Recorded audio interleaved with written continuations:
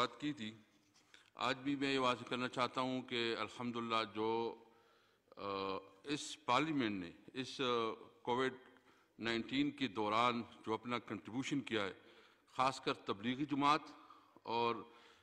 شیعہ زائرین کے لیے کہ ان کو انگیج رکھا، ان کی جو مشکلات تھی اس میں اپنا پورا کردار ادا کیا، اور اس میں خاص کر شہریار افریدی صاحب نے اس میں بھی کافی کنٹریبیوشن کی، اور ساتھ ساتھ جو اوورسیز پاکستانی جو ہمارے بہت مشکل میں اور پاکستان کے لیے بہت بڑا اثاثہ ہے، ان کے مشکلات کے لیے بھی ہم نے کمیٹی کے تھرو بہت کام کیا، اور مجھے آج خوشی ہے کہ تقریباً تمام ایئرپورٹ کھل گئے ہیں اور گورنمنٹ آف پاکستان نے بھی اپنے تمام فلائٹ کھول دیے ہیں، تو اوورسیز پاکستانی کی جو مشکلات ہیں انشاءاللہ وہ مشکلات ان کے اس سے ختم ہو جائیں گے۔ ہم یقین سے کہتے ہیں کہ ان کو تکلیف بھی بہت تھی اور مشکلات بھی بہت تھا، اس پوری پارلیمنٹ کو اس کی تکالیف اور اس کی مشکلات کا احساس ہے۔ جی